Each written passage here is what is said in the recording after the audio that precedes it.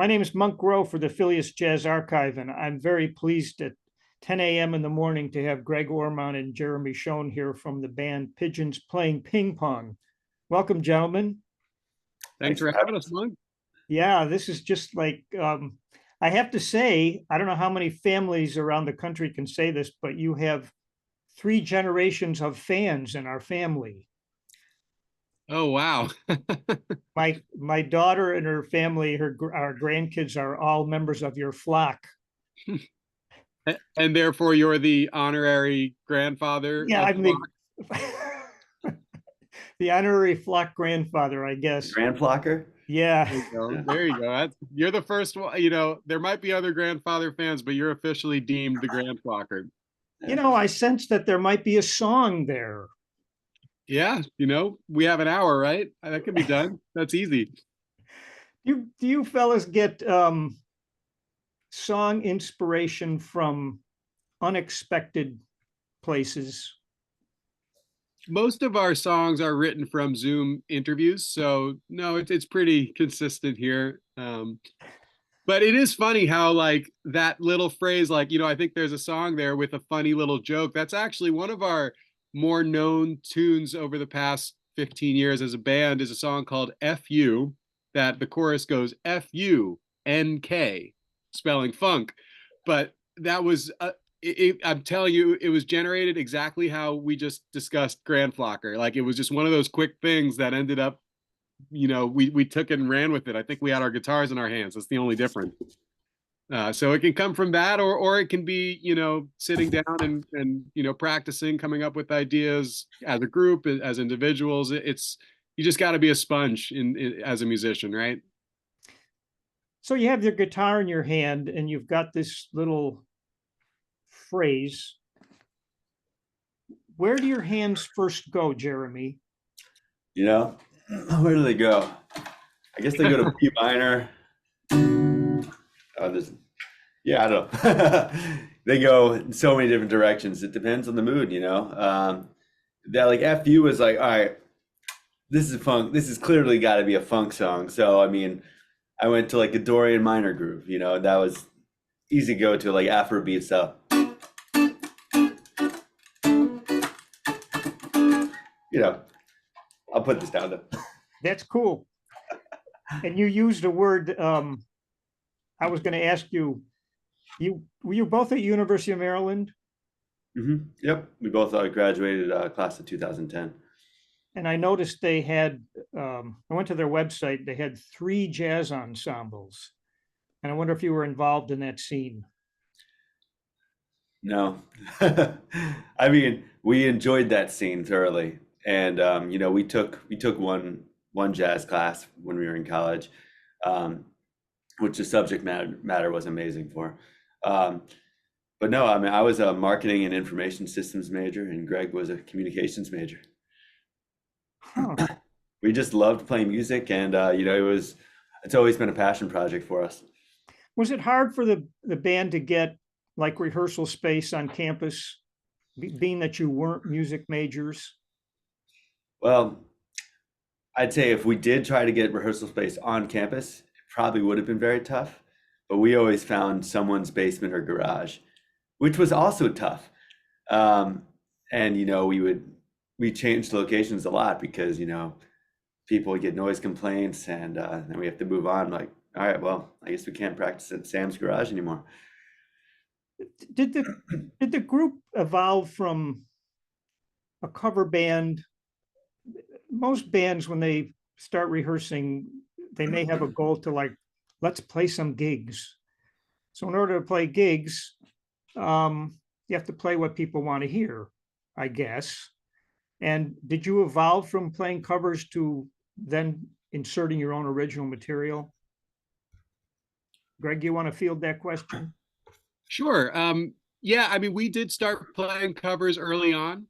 We did from the beginning, we always did our own spin on covers, and you know, we started as an acoustic duo and would, you know, mash up 2 songs into one, or change the genre of the cover we're playing. But yeah, I mean, we did want to, after meeting in the dorm rooms and playing, and we did want to play out. We wanted to play in front of people, and when you don't have a lot of material, you can certainly play others to get the ball rolling and get that, get the cobwebs off, and get the momentum of playing live under your fingers. And we did start with covers, but very quickly inserted our originals. It was almost like a band-aid until we had enough to garner a full set. Yeah, it was definitely a mix. And also it's just really fun playing songs that you love, We've always enjoyed having the chance to play some of our favorite songs. And like it really started off as just us jamming in the dorm room, but like, oh, let's play this song that we both really enjoy. And then we were playing it for 10 people at the coffee shop. And now we probably don't play that song anymore, but maybe we play a different cover song that we all love as a band. And it's the whole premise is still the same. We're having a lot of fun playing music. It just more people show up now. A lot more. If you're riding do you ride in a van or a bus usually on your tours? It really depends on the weekend and the run. If it's an extended tour where we're out for at least like 4 nights to 3 weeks, then we can sometimes take a tour bus.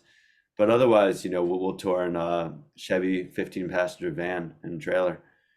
I remember those days, and I wonder, there's a term in music, of course, called paying dues. And did you guys go through those 5 in a motel and, taking as many crackers from the restaurant as you could to get through this particular series of gigs?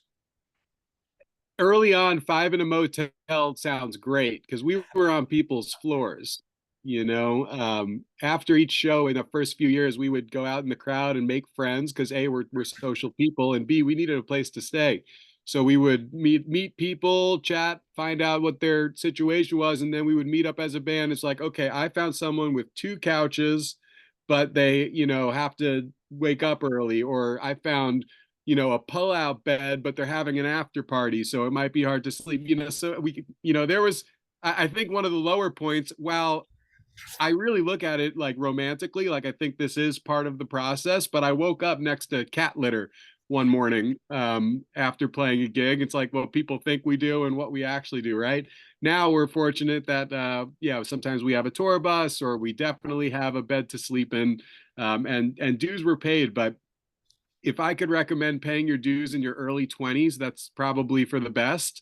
Mid 30s would be a little tougher, but for the love of the music, I'd wake up next to kitty litter again. Oh, that is a great quote that we're going to have to use down the road. You got your quote? Perfect. Headline. Yeah. I know exactly what you're saying because I was in this business when I was in my 30s, and I thought, why am I doing this now? Should have been like 10 years ago, earlier. Did you have a sense of what it meant to make it in the business? Did you have goals those nights you were sleeping on couches and you're thinking about, where are we trying to go with this? I mean, yes and no. I mean, first, like, we were just having a great time, like traveling around the country, playing music for people, meeting new people everywhere we went. And we were just like, hey, how can we, like, let's keep riding this, let's see where this takes us. But when we started the band, there was no like, oh, we're gonna start this band and we're gonna play in this band for 30 years. It, like 16 years later, it's amazing and such a gift that we're still a band. And like it, who could have seen that happening when we were in the College Park dorms like 16 years ago? Yeah, you've been together longer than the Beatles. Maybe you should go for the Rolling Stones, break their record. I'm down. Yeah, we started early enough. Yeah.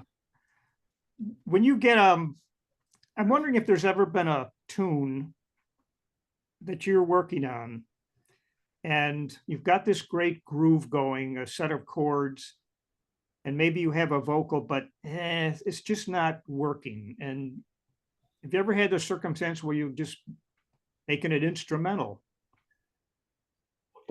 I don't know if we've ever made a vocal tune instrumental, but we've definitely taken instrumental tunes and added vocals.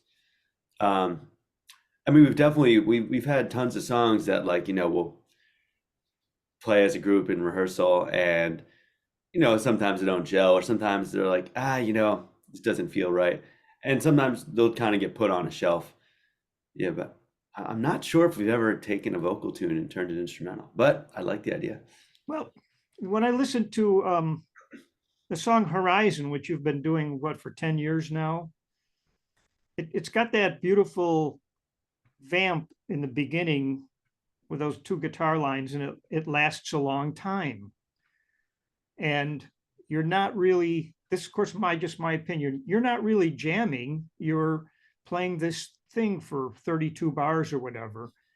And when you recorded that, did you feel like doesn't need anything more than that? We're just going to do that for quite some time, and then we're going to add something on top of it and do that for another 16 bars. I'm just trying to get into your head how that worked. You've cracked the code. I mean, we've as a band, as individual people, we all listen to a lot of instrumental music, especially like kind of groove oriented instrumental music,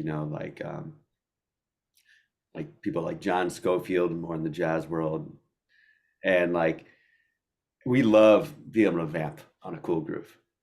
If there's anything that we for Horizon, I feel like we thought, all right, the simple guitar melody that's happening is very simple, but it's catchy enough, and I don't know, it somehow we felt that we didn't need full-on vocals, and yeah, but we love being able to ride a vamp, And in those instances, like Jeremy wrote the bulk of that song, and when he does, he'll send them my way usually, or I'll be sitting next to him in college or whatever the time period is, and I'll think about adding vocals. Almost always.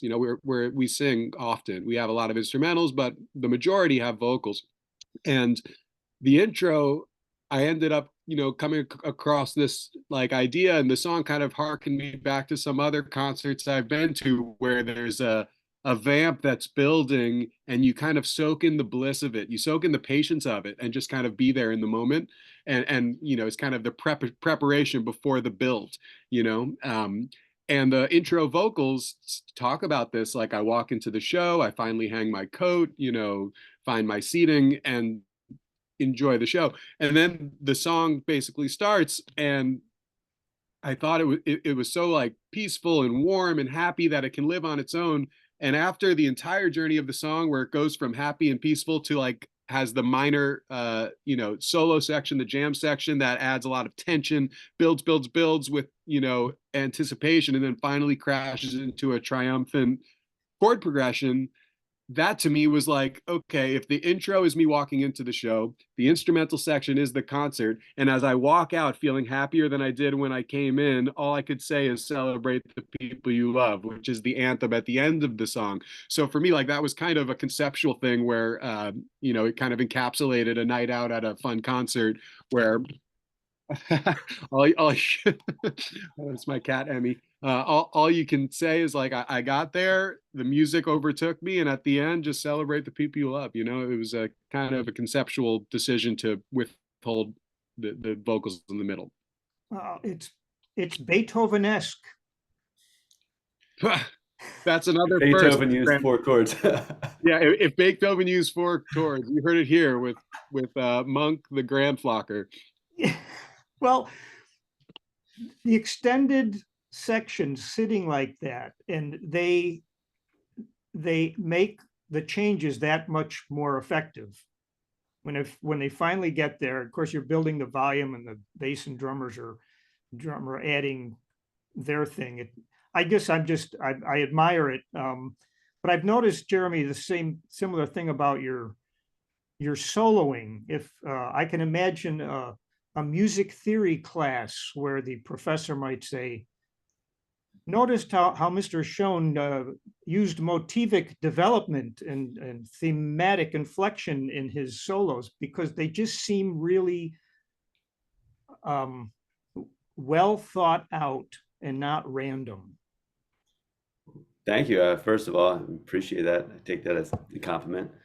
You know, usually, I mean, they're 90, I would say maybe 80% improv.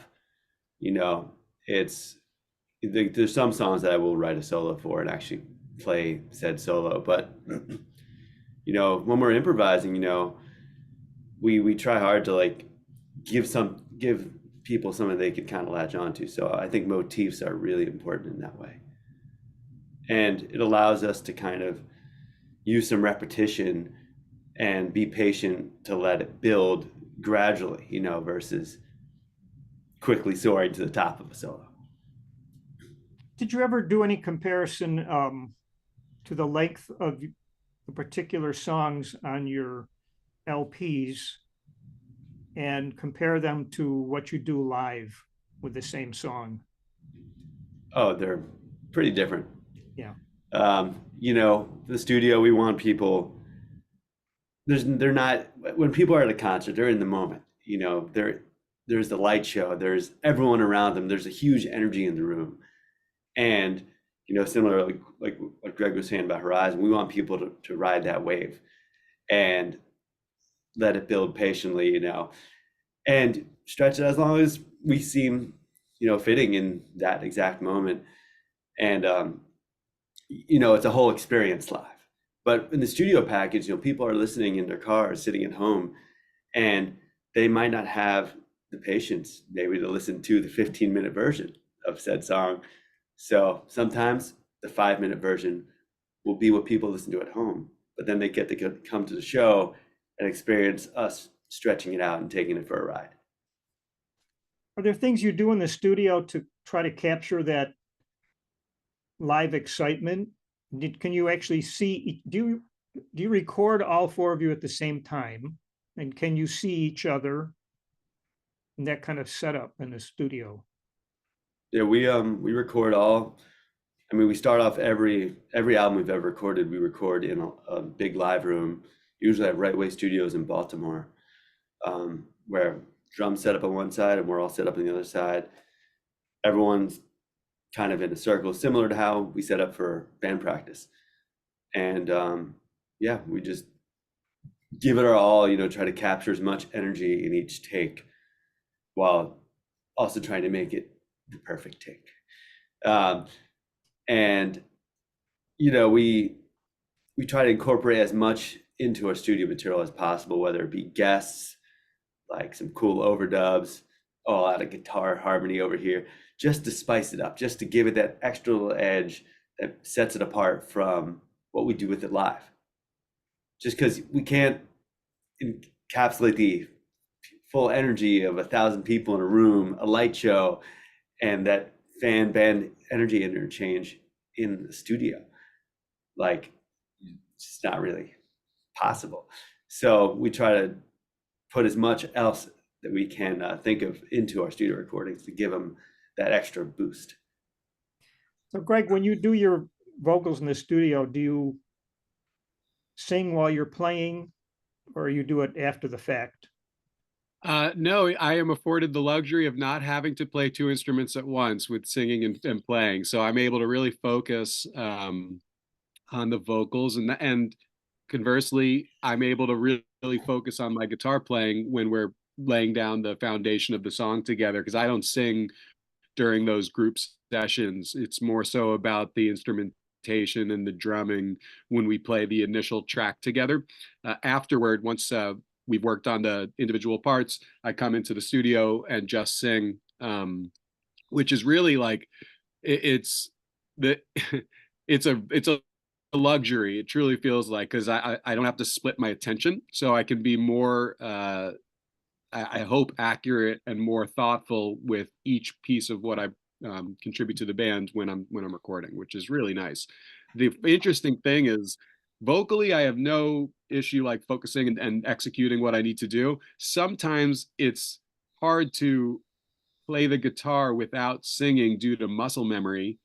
So before we go into the studio, I'll often practice as well as practice for the other guys to get through the structure of the song without my voice leading the changes, whether it's verse to chorus or verse to pre-chorus, or this one's a half chorus, this one's a full chorus. If I'm not singing the melodies, it's funny. Like even if we played the song 50 times, this is like maybe this first or third time we've ever done it where I'm not singing. So it's worthwhile to practice that as well, which we do. And even for my own sake, just to, I've found that certain sections, it helps for me to even mouth how I sing to get my right hand to like do what it normally does when I'm playing and singing.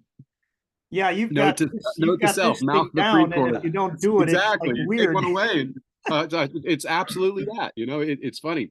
But it's a fun challenge, and we love recording for that reason, particularly is like we can really focus on, when I'm on stage, I love to perform and like rock out and connect with the crowd and look at the crowd and not my fingers if you don't need to, and jump up and down, and like with the excitement of jumping up and down comes a real focus on not pulling your strings and pulling slightly out of tune. So it's nice to not have that going on as well, and I could just sit and really focus on getting my fingers dead on the fretboard, keeping the proper strings muted and execute more technically.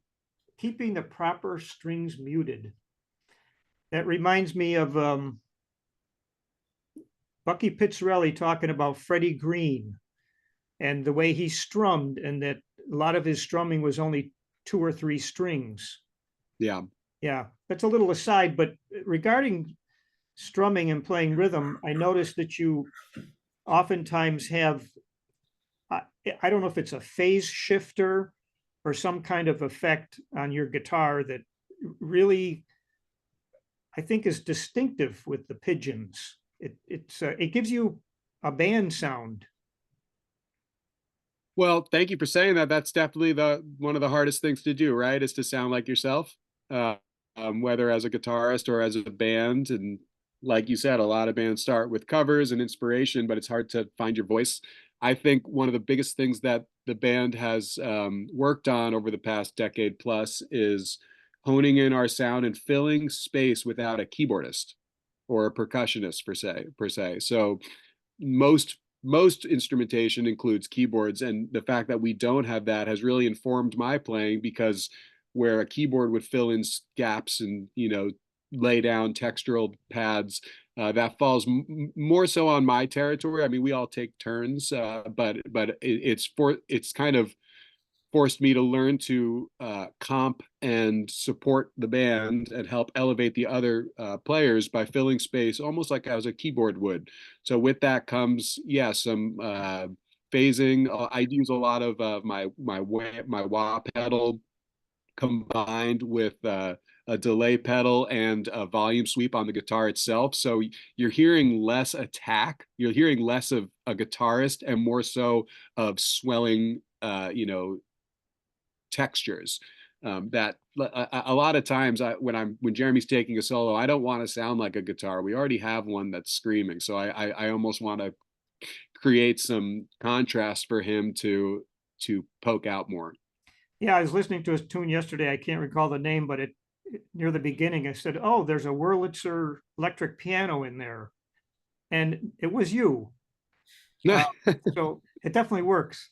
Maybe, and for what it's worth, I mean, in the studio, it's another opportunity where we can afford to have maybe some background keys or add a percussionist or maybe add a horn section here, where we don't have the opportunity to do that live every show. So it's another opportunity to, fill sonic space, to try something new, to collaborate with phenomenal musicians, and elevate the track for the studio setting. And then when that happens live, when we have a guest on stage, it's like adding a new spice to a stew. Like it's what is this? Ooh, this is bright. This is exciting.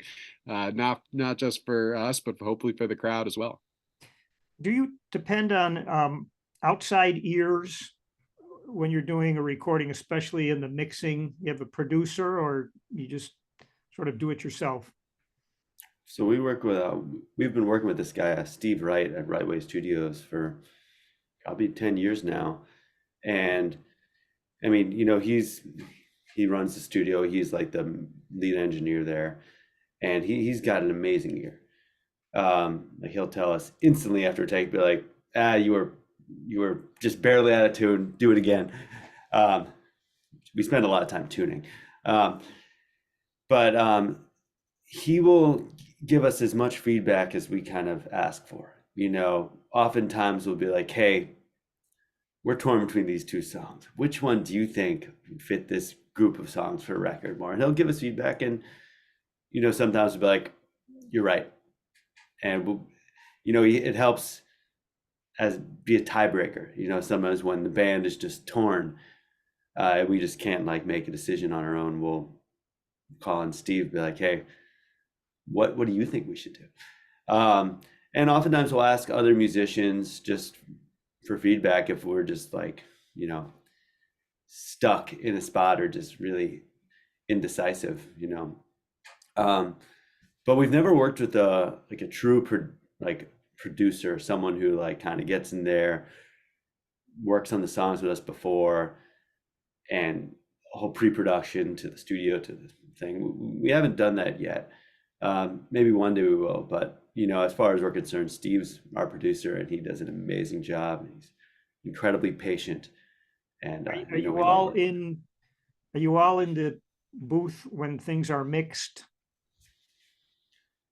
Usually, sometimes, more or less though, he'll mix like after a session, or he'll mix months or weeks after a session, and he'll just send us a Dropbox link with a bunch of mixes, and we'll some of us get together, some of us just individually send notes.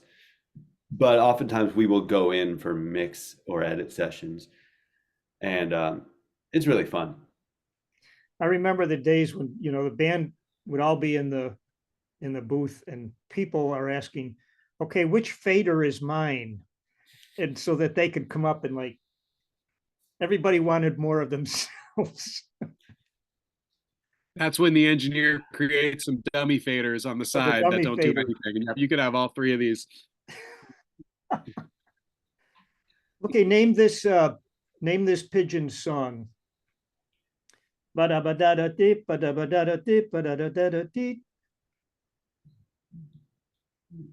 Obviously, I didn't sing it very well. It's an instrumental guitar riff. Yeah. Okay, time's up. I have to get to the next one. Oh man. Well, I was trying to sing Havana. Havana, I was about to say Havana, but oh, okay, I wasn't 100% sure. I really was. I didn't want to get it wrong. Yeah, if I'm looking at my notes here, I have this motif thing down I wrote, and that is I think a great example of this lick that rhythmically repeats itself many times, but you've got these little changes in there. And where'd that come from? That's that was one of my favorite ones when I was writing it. Like that really, because it was very interesting. It's in a harmonic major key, which is a bit strange, So it's like. Can you explain that? So it's in the key of G major. Well, is it G major? Wait, I'm 90% sure. I gotta think of my guitar, but it's like.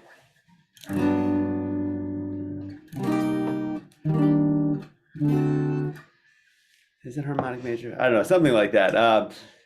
But it's kind of like an interesting line. It largely wraps over a G major 7. That's like it's center, But then there's a bunch of chords that kind of wrap around this riff that do not really lie in the traditional key of G major. Right. Yeah. Okay. So yeah, it's in G harmonic major, which is, I believe, a G major scale. Mm-hmm. With a what is it? A flat 6. Oh, there's an E flat in there. Yeah. Yeah. So it leaves us with a 4 minor chord, and also a that flat 6 major 7.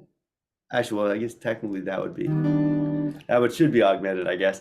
But I wasn't thinking of this stuff when I wrote it, actually. I Yeah, didn't it's even know after what the harmonic fact major was. usually. But It's after the fact usually. yeah, Like, oh, look what I did there. a guitar student asked me about it, and I realized I didn't really know what key it was in. I just, it's often better to not think too deeply about the key signature when you're writing, because you don't want to limit yourself. Like a lot of earlier songs we wrote, were very much diatonic, perfectly in a key. But when you just kind of use your ear and let your fingers just take you places, you're going to end up with a more interesting product in the end. I mean, usually. Yes. And that one's pretty interesting, just because it's a strange chord progression of like G major 7 to C minor 7 to E flat major 7, D7. It's kind of, I don't really know, it's almost got like a Middle Eastern vibe to it, but I don't know, it's just different.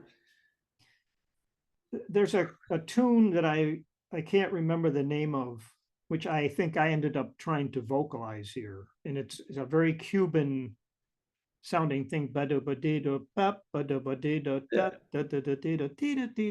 it's not a rumba, but it's some kind of dance. And it was reminiscent of that, but it's a really great tune. So Thanks. keep playing it. No, I love playing that. I mean, that song, it's fun to play. And it was also challenging, and I had to practice that a lot to not like blow it live. But yeah, that's a really fun song, You seem to be the whole band seems to be pretty spontaneous on stage, and in watching the videos, and actually my daughter mentioned this, watching you live, trying to see what cues are you all giving each other when you're vamping on something. Now sometimes it's musically apparent, like it's building and building and it feels like it's changed now, but other times I'm just wondering, do you have eye contact, body language that moves you from one section to another? Greg, what do you think? Well, I think, like you said, a lot of times the music will dictate a need for a change. It depends on, if we're in a true free form section, or if we know where I think no matter what, even if it's free form, unless we've decided to play, a one song set and truly improvise for 75 minutes, generally speaking, we know where the destination is, but there are multiple ways of getting there. And a lot of times it's as simple as much like if we feel as though we've taken this route, we've built tension, and it's time to release. It's as simple as looking at each other before the one, kind of just being like, "Yep," just a short little nod or even eye contact. And then over time, because we know where the destination is, depending on how improvisational the moment is, I could look over at one of the guys and they don't even have to look, they just nod looking forward, and I'm like, okay, he sees that I'm looking over at him, we're ready to proceed to the next section. When we're in true improvisational moments, we do have hand signals or body language signals that can be utilized to refer to a chord in the key that we could go to, but that is much less common than kind of, I mean, we've been playing together we've put in the 10,000 hours as a group, let alone as individuals, and we know each other's tendencies. We've also learned the hard way that, like, if there's a sense that one out of the four of us isn't ready to move on, don't move on, because there's a patience there where even if we have to vamp for another 8 or 16 or 32, we'd all rather go together than jump the gun prematurely. And fortunately our fans afford us that luxury. They're there for the ride. They're not going to be, hey, this is the form is off, guys. So Let's hold up. Come on, fellas. yeah. Enough of this vamp. right? No, so we're patient, we're conservative, and we really keep open ears across the board, whether feeding each other motifs or progressing the structure along. Yeah, a lot of changes will happen like live with just like, someone will introduce a new chord, Greg will start playing like a D over the A minor that Ben is rolling, and then we all hear it and we're like, all right, let's follow that, and or Ben could oftentimes will introduce a progression when we land into like, oh, if we're in a one chord jam, like Ben could suddenly introduce a chord progression on the bass, usually revolving around some chord tones to keep it, safe, at least initially. But, it's whatever goes live. And we all really have to have open ears at every moment. Otherwise, we might miss either an audio, a musical cue or a visual cue. You ever break into a swing groove? Sure. Yeah. Absolutely. Yeah. We talk about swing and how swung it should be all the time.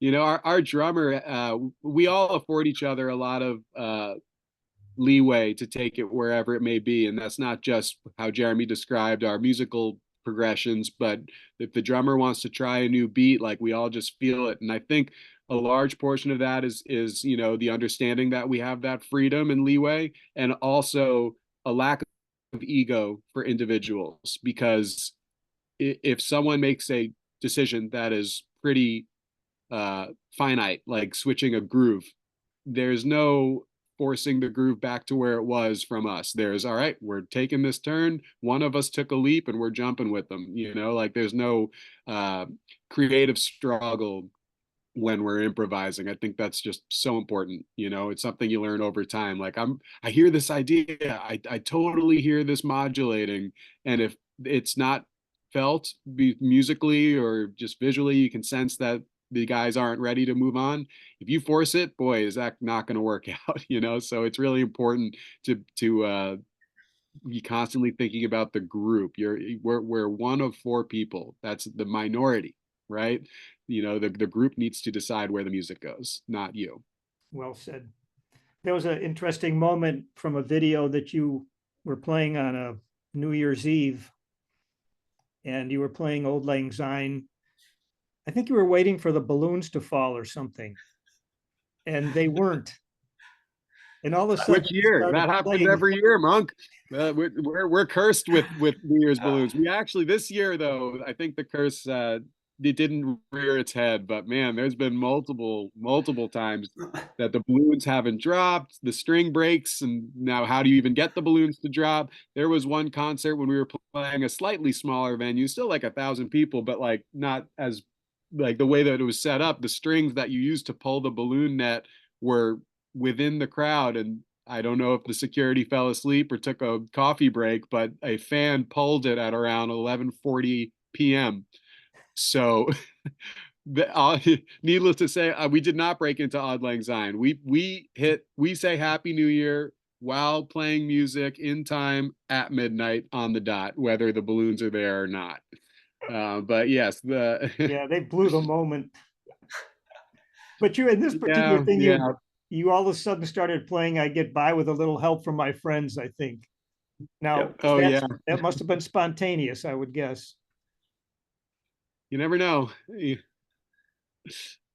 It's interesting, though, Jeremy, I assume that you played the melody to that song. Mm-hmm. Now, that doesn't seem, like, so what, big deal.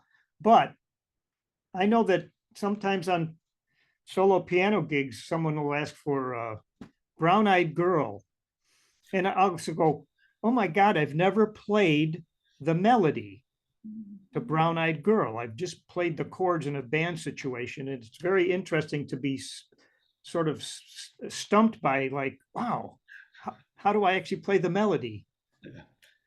Yeah, it's a fun challenge, when taking a vocal line. I mean, we've played a lot of covers as instrumentals, and it's really fun, I mean, Help from My Friends, we've done every version of that song at this point. including an instrumental take that New Year's. It's it is interesting. Sometimes you'll be like, you'll know the song so well, but then it's like all of a sudden you have to play the vocal part on the guitar, and it's just a totally different thing. Yeah, Brown Eye. I'm trying to think of how I'd want to do Brown Eyed Girl as like an instrumental, but we love taking vocal songs and turning them instrumental. We've done it with countless songs, from like Harvey Danger's Flagpole Sitter to a 90s throwback, Eleanor Rigby, which has been done by obviously many people, to like Paint It Black. There's many songs that we'll take and just make an instrumental version. It's really fun. Did either of you have an experience, if you look back when you were kids? When we were kids, we didn't know what the word epiphany meant, but now we do. And is there anything that happened that really caught your attention and set you on this musical path? That comes up a lot, and you're right. You don't realize it when it happens, but if you start to look back, there's some moments that kind of seems like it set you on this path. For me, I mean, when I was 5 years old in kindergarten, everyone in my school would be in the kindergarten circus, and that would mean there would be dogs or clowns on tricycles or whatever, and I was cast as the doggy in the window. And my big line would be, how much is that doggy in the window? I'd go, arf, arf, right? Very cute. And I remember being on stage and seeing a positive reaction there. And that was what got me I did a lot of musical theater from age 5 to 17. And that next year, my best friend, who's still one of my best friends for life, his mother did all of the directing for the musical theater in our community. So between catching the bug and then meeting him and starting to do all the plays, I found myself singing for the rest of my life. The second piece that I look back on was, I grew up in New York on Long Island, and my parents would take me to plays on Broadway. And my father's huge classic rock fan, loves The Who and all the bands, Clapton, those types of bands. And we went and saw The Who's Tommy on Broadway. We got like first few rows, killer seats, and The Who's guitarist Pete Townsend was in the pit playing with the band, and I was about 10 years old. And the combination of musical theater, which I already loved, but given a rock and roll edge to it, was game changing for me. Like it combined, it took this love for performing and it crystallized with more like contemporary music.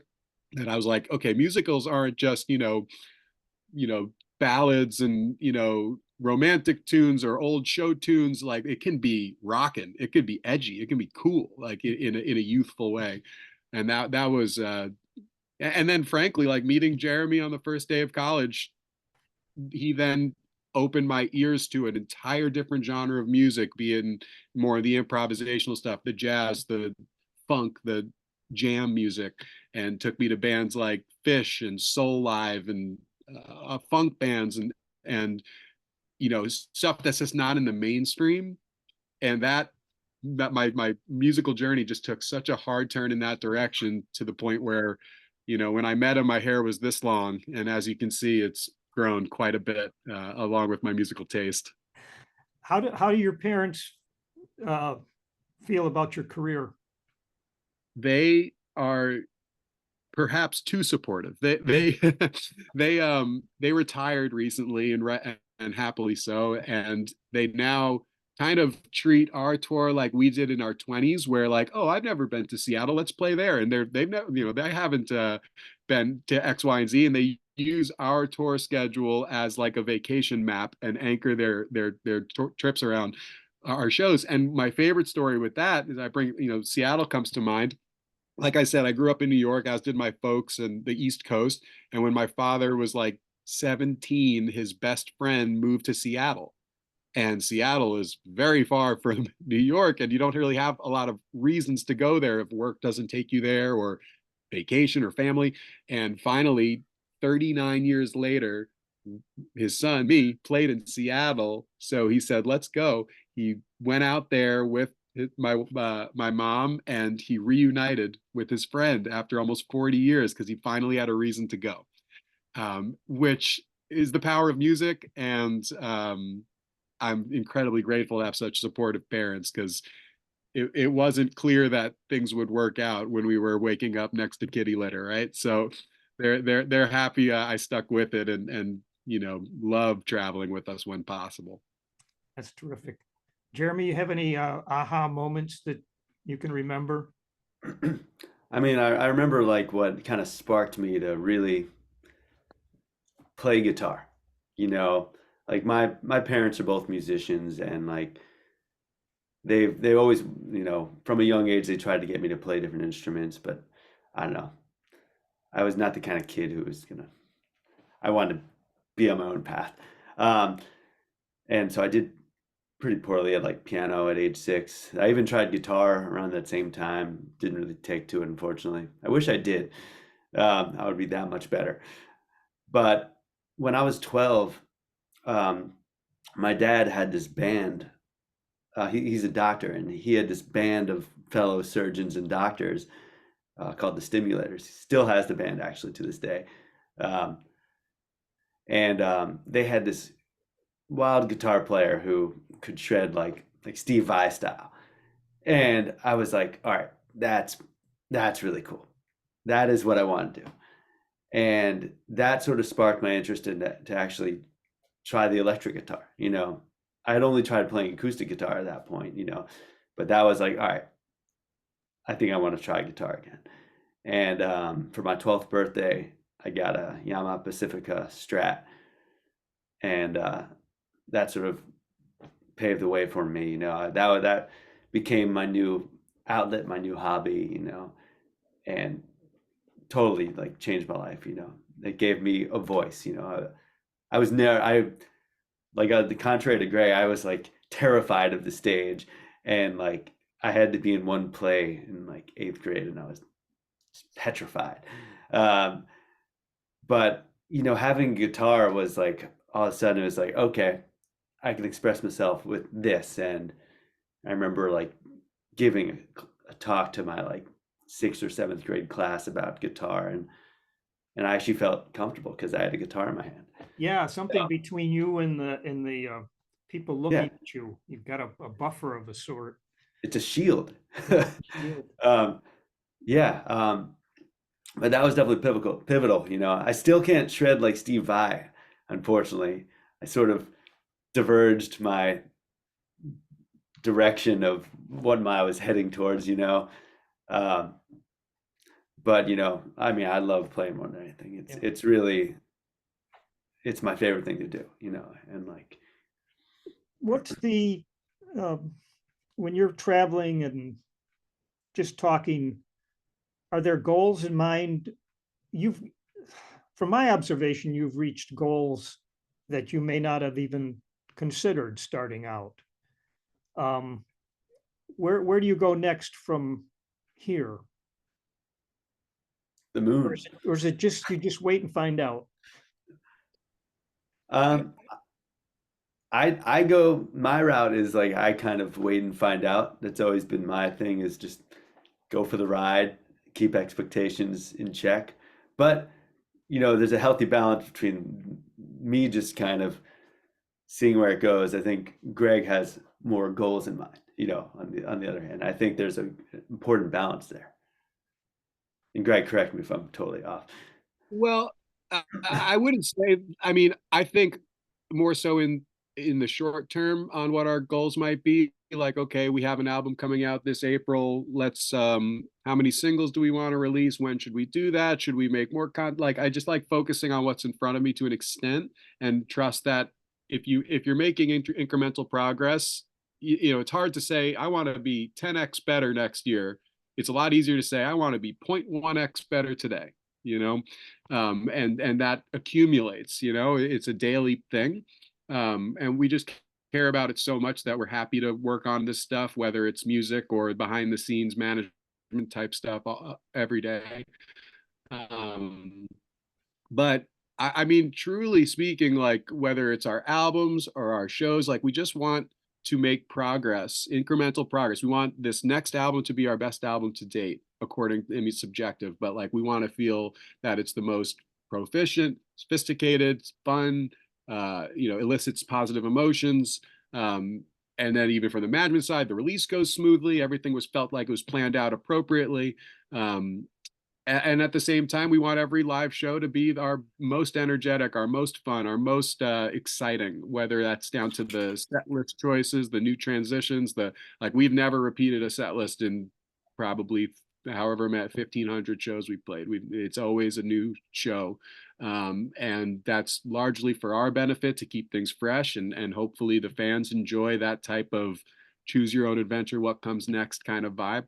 But truly, we just want to be better than yesterday, and I think the rest will take care of itself. I think it's important to have goals. There's the phrase like, if you reach for the moon, you might get, or like you reach for the stars, you'll get the moon. But if you reach for, Jupiter, you might end up with Saturn, or I think it is important to have big dreams, but I think it's more important to enjoy the process. Because if you're worried about the goal, once you get there, then what? You have to make another goal. But for us, it's about the process, and like leaning into it and enjoying that moment. Because if you're not enjoying that, then the goals aren't going to matter. Frankly, we're just incredibly grateful to still be doing this, and it seems as though momentum's in the right direction, and we get to play music for a living. So like I think we've already hit our goal. That sounds like you wrapped up for me this interview. I mean, that was like really fairly profound. What you said, we try to make every show our greatest. What makes you walk off stage and like, what would make you say that was just a totally awesome show? Is it partly the audience? Yeah, I mean, the first word that comes to mind is energy. Yeah, that trade off between us as a group and the crowd and the band, just the atmosphere of everything is an endorphin rush that's like no other. But I think also like we're at the point where like every show, knock on wood, every show is, I think, is a fun show for people. I think we've reached the point where we're not going to put on a bad show. Like we have enough skills and wherewithal to put on a fun experience for everybody. But there's a difference between like putting on a good show and having a good show. And when you feel as though you weren't making major blunders, the improvisational chances you took like worked as a group. There wasn't those moments where like we all had to check our ego and not go because only half of us were ready. Like when we're all like kind of unconsciously flowing with the music, it's palpable, and it's hard to put into words, but you just know like, okay, there weren't many roadblocks today in our creativity. It was all, we were all tapped in, our egos were down, our ears were open, and the music flowed through us. Instead of thinking what's next, we weren't thinking at all. Jerry, you want to put a coda on that? Yeah, I mean, I think Greg nailed that on the head completely. I mean, enjoying the process of what we do, by the way, is like, I think the most important thing if you want to be successful. Really, you have to enjoy the process. If you don't enjoy the process, I think you'll burn out. You're not gonna have fun. I mean, we love it. I mean, everyone says, "Oh, you guys have been grinding it out." It's never felt like we've been grinding it out. We've always really had a truly great time, whether we were in our busiest years doing 196 shows. It was a good time. We had a blast, and yeah, we slept on floors, but it was fun. And on the great show, on like having a good show thing, yeah, we're always going to give it 110%. There's never a crowd that isn't worthy of 110% of our effort. We try to play every show as if it's our last show. And, in some nights where we just feel more in the zone as a unit, that's when feels even better for us. Although really every show feels great. We're so lucky to have an audience that just feeds us back so much energy and love. And I don't know, we're truly blessed in that regard. Excellent. I do think that question. like, Go oh, ahead. well, I don't want to dismiss goals entirely, because I think even with Jeremy's story on his aha moment, like he played guitar when he was 6, it didn't really take, but then he saw what it could lead to. Like I saw Tommy, and I saw what the musical theater path and the guitar path could be. So it made the process, especially early on when it's very, very challenging, or I mean, it always is challenging. I knew what I was working toward. It's hard to enjoy the process if you don't know where you're going, you know? So it's helpful to have, like, fortunately, we've been able to play large shows. So we know why we're practicing so hard, because there's that huge adrenaline endorphin rush that comes with it. And there's a big release that we're building toward. So I do think it's important to know where you're going, or get a glimpse of what it could be, so you embrace the process, you know, because it's not ultra fun learning scales, but it's incredible when you're taking a solo and you're not thinking about anything. So it's important to, there's a marriage there, you know. Well said. Last question. You familiar with B.F. Skinner? We have a song called Skinner, and we All didn't right. know what the intro should be. And can you guess what the first 2 chords are? No, I can't. B, F. B and F. And it What a happened. relationship. It happened to work. It happened to work. It's a weird song, but boy, it's rooted in A. But we were Okay. like, where should we take this? And it works. He's a graduate of Hamilton College, where I'm sitting Oh, right wow. now. Oh, really? I didn't know that. Mid 20s, I think. And so Mhm. just yesterday, my wife said, "Come and look at this." And there's a picture, the video of the Pigeons playing ping pong. I swear I'd never seen it before. It's our only competition. There's no other bands with this band name. That's the only one. Well, this Yeah, is just this has been so enjoyable, and I appreciate you taking your time out to join me. And I'll see you. Maybe I'll be in the flock in Utica on May 26th. Bring the whole family. That'd be great. Yeah. We'd love to have you Everybody's out. coming. That's a Great. really fun venue. You've met my grandchildren, actually, which is pretty cool. Oh, really? Yes, How old are they? they're 9 and 11, Oh, fun. and they are Awesome. fans. Well, if they like music, hopefully they can see what joy it brings us, and maybe they go on that path, you know. Yeah, Hopefully. they're already playing. That's great. That's great. As long as they enjoy it, right? That's what I always say. Okay. All right. Thanks again. Thank you, man. This was awesome. Appreciate it. I'll hold on.